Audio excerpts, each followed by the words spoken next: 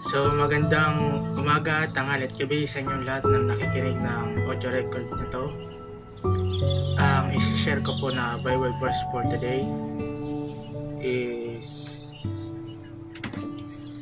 Isaiah 55 verse 11. Ang sabi dito,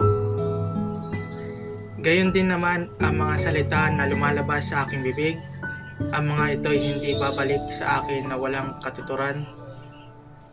Tutuparin nito ang aking mga balak at gagawin ito ang aking ninanais.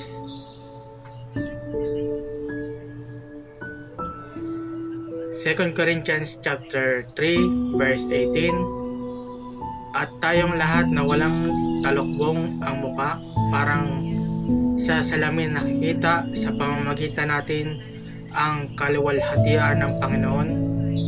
Binabago ang ating anyo upang maging kalarawan niya mula sa kaluwalhatian patungo sa kaluwalhatian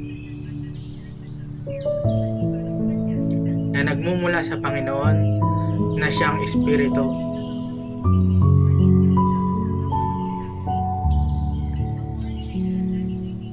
John chapter 17 verse 17.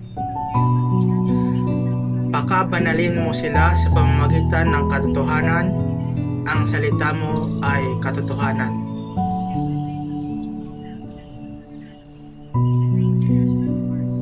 John chapter 8 verse 32. At malalaman ninyo ang katotohanan, at ang katotohanan ang magpapalaya sa inyo. Romans chapter 8 verse 37 to 39. Subalit sa lahat ng mga ito, tayo'y lubos na nagtatagumpay sa pamamagitan niya na nagmamahal sa atin, sapagkat lubos akong naniniwala na kahit kamatayan o buhay, mga anghel o demonyo, mga pamunuan, mga bagay na kasalukuyan, mga bagay na darating, maging mga kapangyarihan, kataasan o kalaliman o kahit anumang bagay na nilikha ay hindi makapaghihiwalay sa atin sa pag-ibig ng Diyos sa pamamagitan ni Kristo Jesus na ating Panginoon.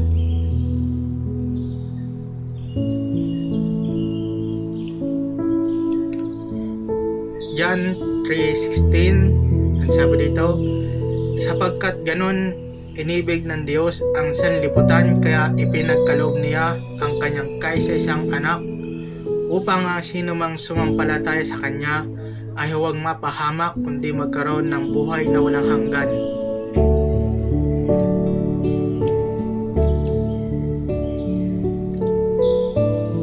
John chapter 16 verse 27.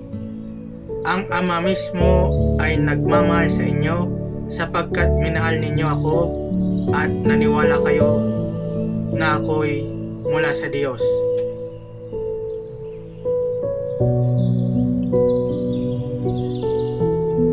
So ayan lamang pong Bible verse natin for today. Maraming pong salamat sa pakikinig. Paki-share, like, support, and repost na rin po itong audio record na ito. Maraming pong salamat. Yun lang po, and God bless.